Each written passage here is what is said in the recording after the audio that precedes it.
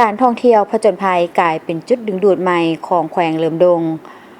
ในช่วงฤดูกาลท่องเที่ยวฤดูร้อนนอกจากอากาศที่เย็นสบายและทิวทัศน์ธรรมชาติที่สวยงามของเมืองดาราดแขวงเหลิมดงแล้วท้องถิ่นนี้ยังกำลังดึงดูดนักท่องเที่ยวด้วยกิจกรรมผจญภัยที่หลากหลายเติมอีกเช่นการปีนไต่น้ำตกตาดย่างป่าปีนภูไปจนถึงการบินพาราบิเตอร์ซึ่งกีฬาผจญภัยนี้ได้กลายเป็นผลิตภัณฑ์การท่องเที่ยวที่เติบโตไวที่สุดในท้องถิ่นสำหรับนักท่องเที่ยวหลายคนเมื่อมาเยี่ยมยามนครดาราดเป็นครั้งทำอิฐการปีนไต่น้ำตกตาดและเดินป่าสำรวจภูเขาแม้นกิจกรรมที่ถูกเลือกเป็นอันดับต้นๆตลอดการเดินทางของผู้เข้าร่วมกิจกรรม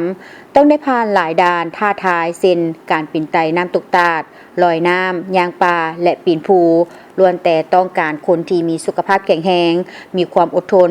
แต่ความอิดเมื่อยผัดได้กลายเป็นประสบการณ์ที่น่าจดจำและดึงดูดนักท่องเที่ยวหลายที่สุดนางฝามเวียนเฟืองมีนักท่องเที่ยวจากนครโฮจิมินห์ได้ให้สัมภาษณ์ว่า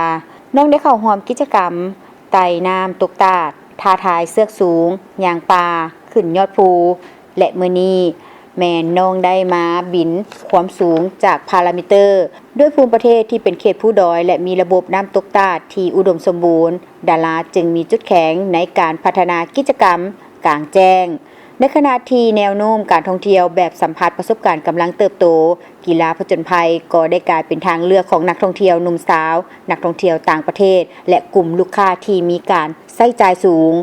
ภายใน6เดือนปี 2026 แขวงเหลิมดงได้ต้อนรับนักท่องเที่ยวบรรลุถึง 11.9 ล้านเทื่อคนเพิ่มขึ้น 18 ส่วนห้อยถ้าเทียบใส่ระยะเดียวกันของปีก่อนส่วนกิจกรรมกีฬาผจญภัยมีอัตราเติบโตสูงกว่าภาพรวมของอุตสาหกรรมการท่องเที่ยวหลายบริษัทรายงานว่ามีจำนวนลูกค้าเพิ่มขึ้นถึง20ส่วนห้อยความนิยมของการท่องเที่ยวแบบผจญภัยกำลังเปิดโอกาสให้แขวงเหลิมดงพัฒนาผลิตภัณฑ์การท่องเที่ยวที่เป็นเอกลักษณ์และสร้างจุดเด่นในการแข่งขันกับแหล่งท่องเที่ยวอื่นๆเติมอีก